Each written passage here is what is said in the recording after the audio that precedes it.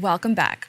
The curbside space in New York City is currently disorganized and chaotic due to poor management. Different uses, including food deliveries, trash collection, and transit lanes, are all competing for this limited space. Open Plans, an organization dedicated to improving New York City streets, believes that reallocating some of this space could benefit more people, improve efficiency, and reduce congestion. To discuss this effort, we are joined by the co-executive director of Open Plans, Sara Lind. Sara, thank you so much for joining us. Thank you for having me. So can you just let everybody know a little bit more about Open Plans and some of the work that you do? Yeah, so we are an advocacy organization and we're dedicated to helping New Yorkers reimagine and re-see what we can do with our public space, specifically our streets and sidewalks. We know that for New Yorkers, that's for most of us kind of our backyard and the space we spend the most time in. So wanting that space to be joyful and work for every New Yorker.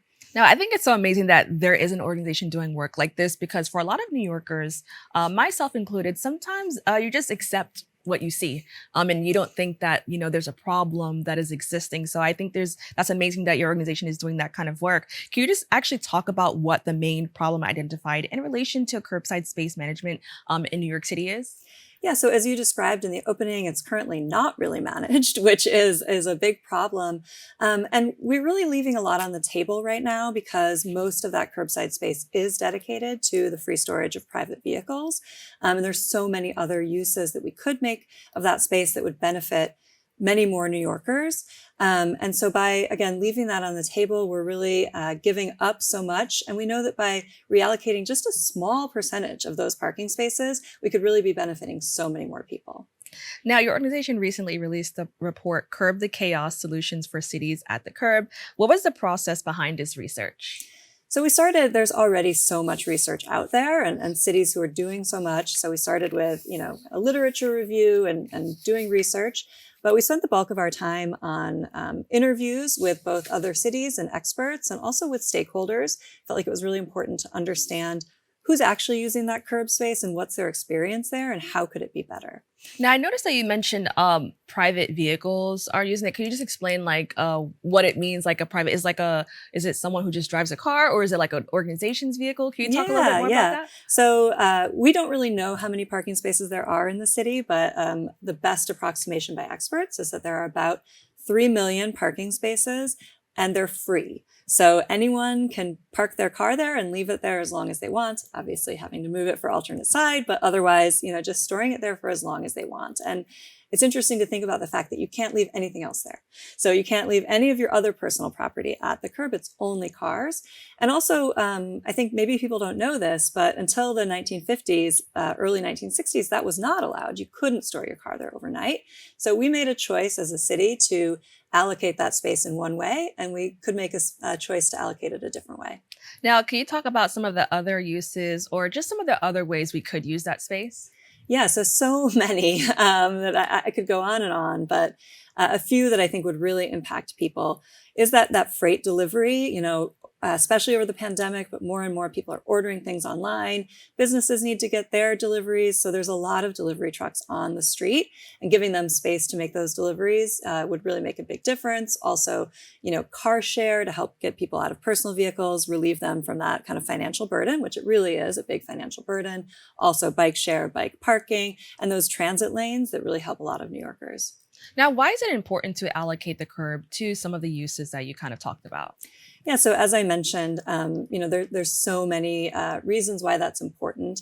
Going back to those freight deliveries, a lot of those trucks right now have nowhere to go. So they're double parking.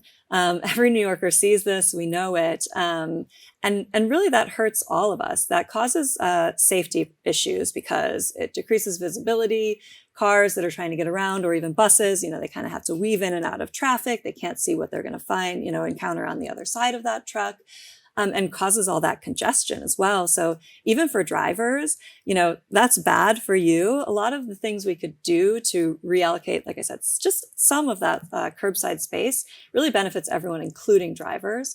A lot of the space that could be used for the public, could be used for bus lanes. We know, especially in the Bronx, but in many, outer areas of the city, residents are really reliant on buses to get where they need to go. And again, so often those buses are stuck in traffic. We know New York City has the slowest buses in the nation right now. So speeding up those buses with dedicated bus lanes could really help. We also know that those bus lanes benefit businesses on them. Evidence from other bus lanes around the city shows that when you put in a bus lane and even a bike lane, businesses thrive on that corridor. So much of this is health issues as well. We know in the Bronx, asthma rates are highest in the city.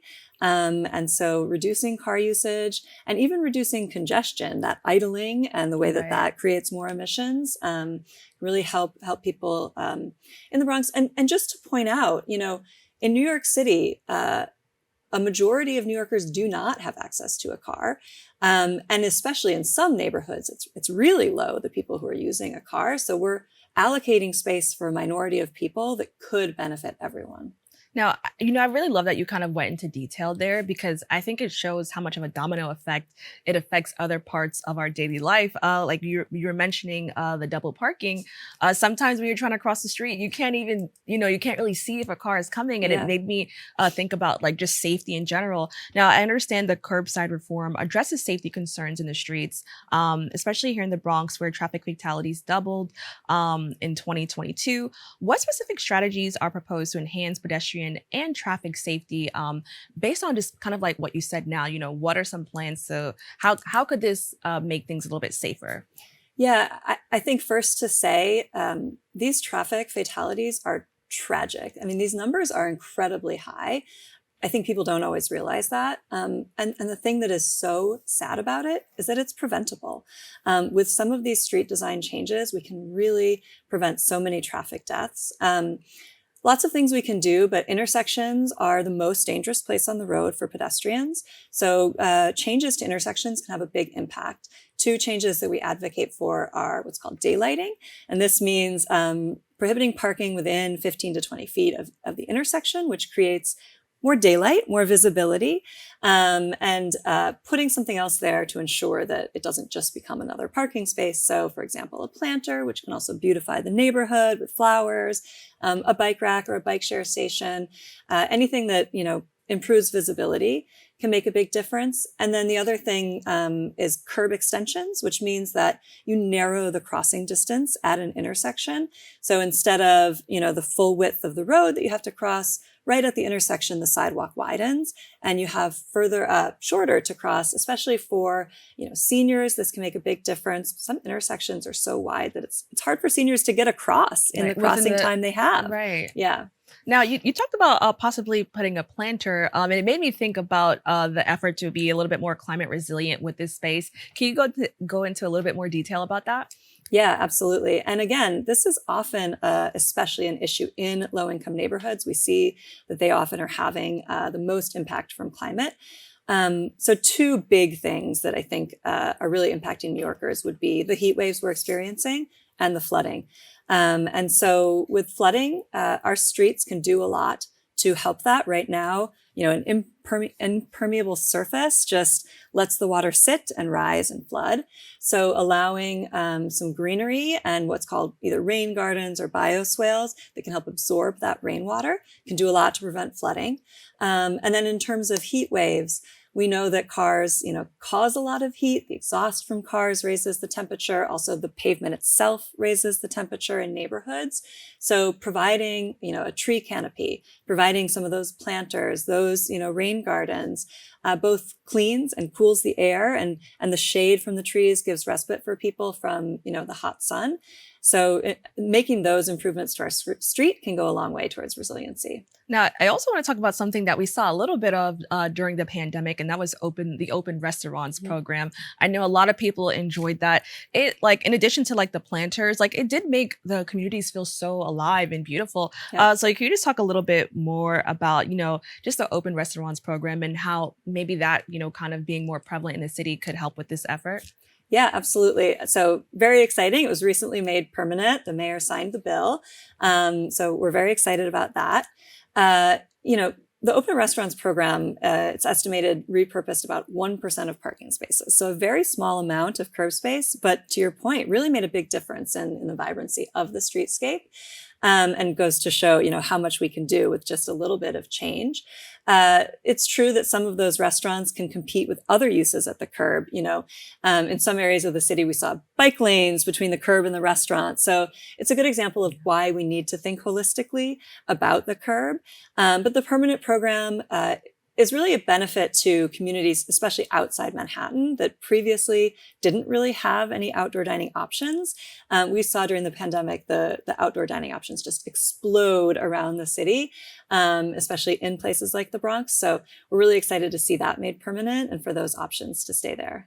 And I also want to add that I know for during the Open Restaurants program, just during that time in the Bronx, a lot of restaurants had some trouble or challenges, try, I don't want to say compete because they weren't competing, but in comparison to, places in Manhattan, there was a big difference. How do we ensure that some of those smaller restaurants in, smaller low income communities can use the space effectively and have the resources that they need to kind of add, I guess, their essence or flavor to the neighborhood?